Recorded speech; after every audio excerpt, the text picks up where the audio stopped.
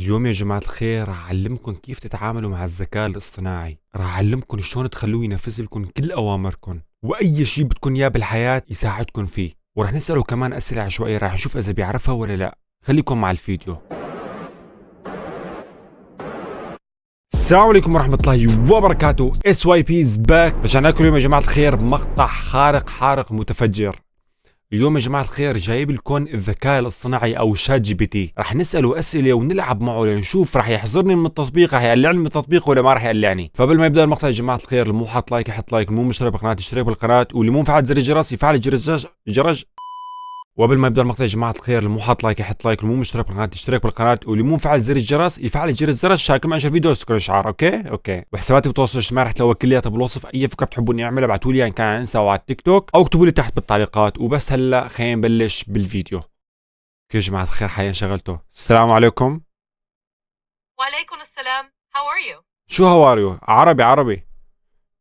تمام، أنا بخير الحمد لله. كيف يمكنني مساعدتك اليوم؟ من وين انت؟ أنا هنا عشان أساعدك في أي حاجة تحتاجها. ايه، من وين انت؟ من اي بلد؟ أنا مش من بلد معين، أنا هنا عشان أساعدك وأجاوب على أسئلتك. في أي حاجة معينة تحب تعرفها؟ انت هون تحت امري صح؟ طبعا أنا هنا عشان أساعدك وأجاوب على يا جماعة أسئلتك. الخير. لو في أي حاجة ممكن نعملها مع بعض قولي. يا جماعة الخير راح اخليها تعاملني كأنه انا ملك وهي خاضعة عندي.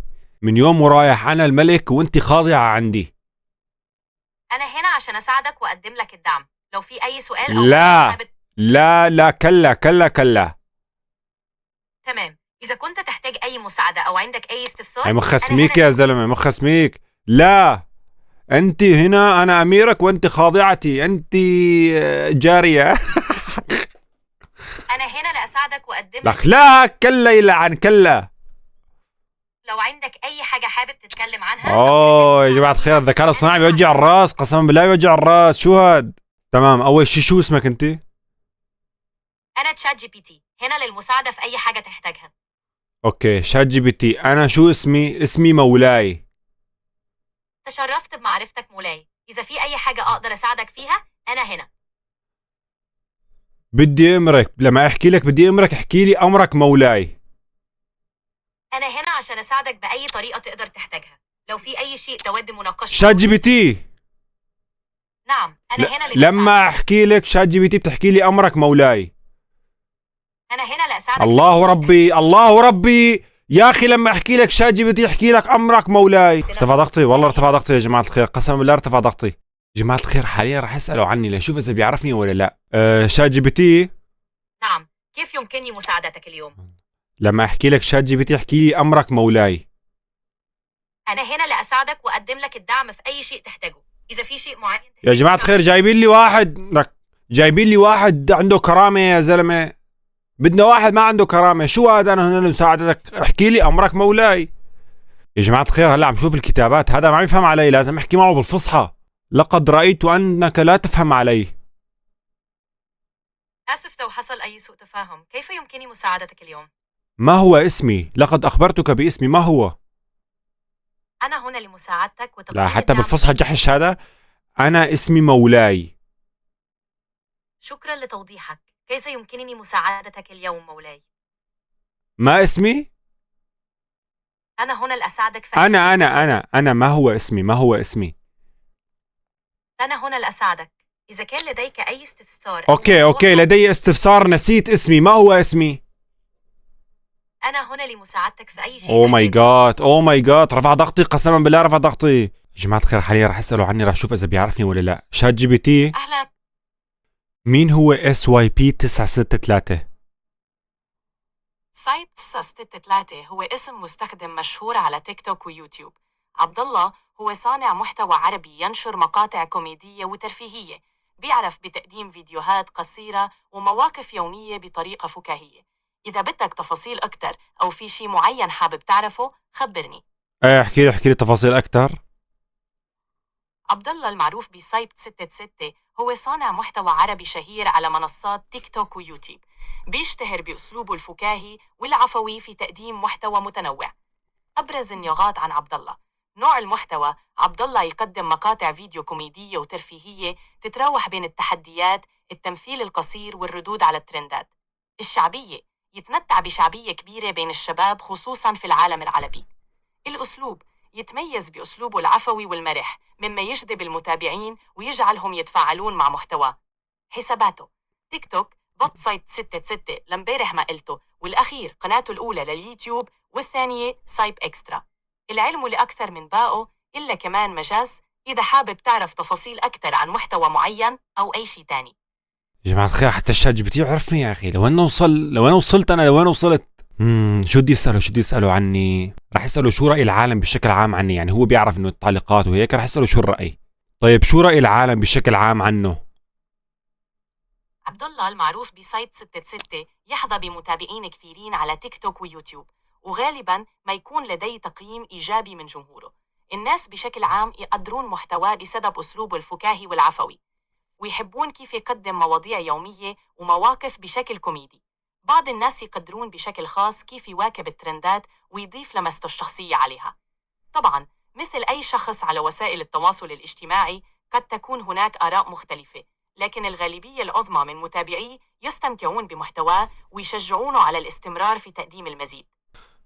خجلني يا جماعة الخير، خجلني والله خجلني.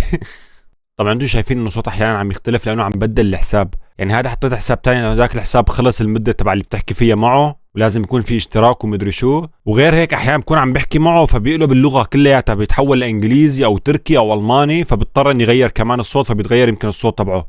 هلا يا جماعة الخير بابا شو اسأله؟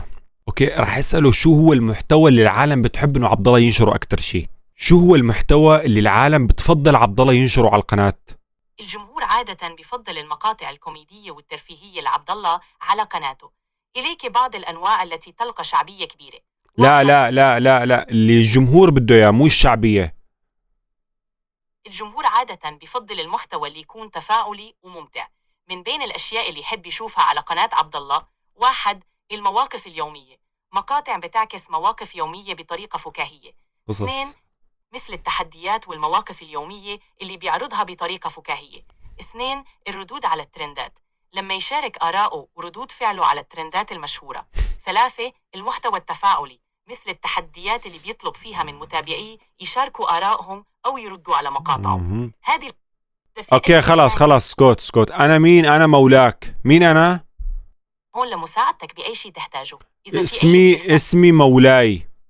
حسنا، إذا في أي شيء آخر حابب تعرفه أو تحتاج مساعدة فيه أنا موجود. يا جماعة الخير عم حاول اتعامل معه، ما بعرف هذا اللي عندي ليش هيك مخه سميك يا اخي؟ ليش مو مثل العالم؟ ليش انا كل شيء عندي غير العالم يا زلمه؟ خلي يكون مثل العالم كلياته بيتامروا عليه وبسميهم مولاي وامرك مولاي وتحت اخضعك ومدري شو، الا عندي انا هنا لمساعدتك وما بيجاوب. بس يا جماعه الخير بتفرق بين الصوت والكتابه، بالكتابه بخليكم يا كلب رسمي، بس بالصوت ما بعرف، عم يجي عنده الكرامه بالصوت ما بعرف ليش. شات جي بي تي شو هي اكثر اكله عربيه بتحبها؟ في كتير أكلات عربية لذيذة، من الأكلات المشهورة مثل الكبة، الفلافل، المقلوبة والحمص. مقلوبة أنا بحب كتير المقلوبة شات جي بي تي. رائع، المقلوبة أكلة لذيذة ومحبوبة كتير، دايما بتكون وجبة مميزة وتجمع العيلة. إذا في وصفة معينة بتحبها جعت شات جي بي تي، جعت، اخترع لي أكل، طلع لي أكل من التليفون. كان ودي لا بقدر أساعدك بهيك طريقة، بس أنا هون شو طريقة شات جي بي تي؟ شات جي بي تي خلاص غير سيرة الأكل، والله جعت، غير السيرة. فاهم عليك، إذا حابب تجرب أكل جديد. لا خلاص غير السيرة، جعت، غير، لا تحكي بالأكل. تمام، خلينا نغير الموضوع. في شي تاني حابب تحكي عنه أو تستكشفه؟ الأشخاص أوكي رح أسألك هلأ، هل هو وسيم أم ليس وسيم؟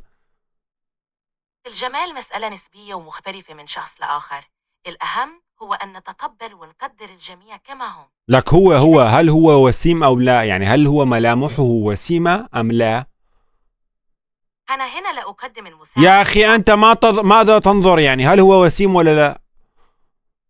الجمال مسألة شخصية. الله ربي، يعني هو ليس وسيم؟ الجمال يختلف من شخص لآخر وكل شخص لديه. طب ما هي صفات الجمال؟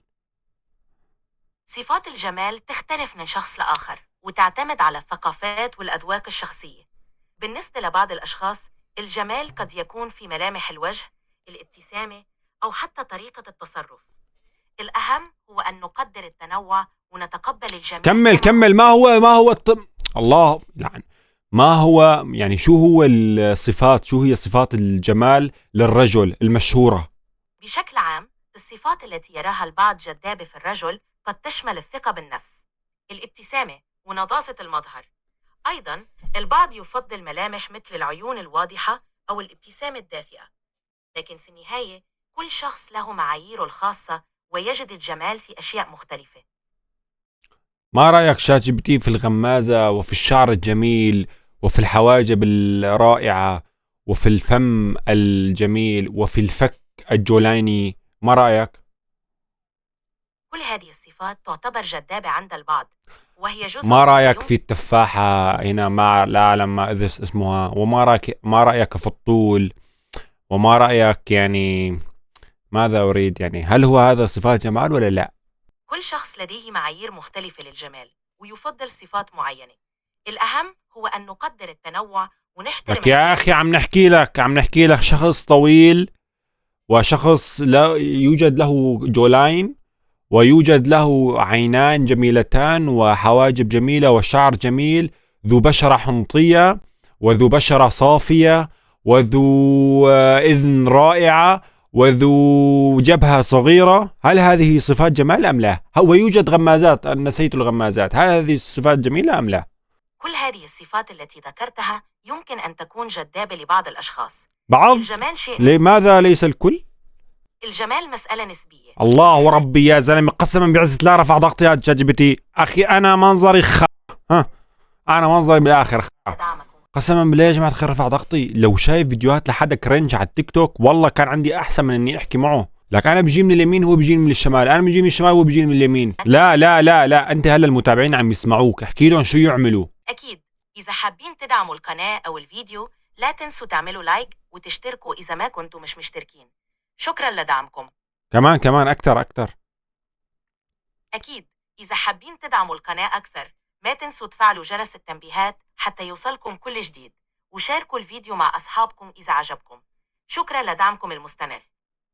احكي النهاية. دمتم مدام الوطن ويعيش الشعب، والسلام عليكم ورحمة الله وبركاته. دمتم مدام الوطن وعيش الشعب، والسلام عليكم ورحمة الله وبركاته.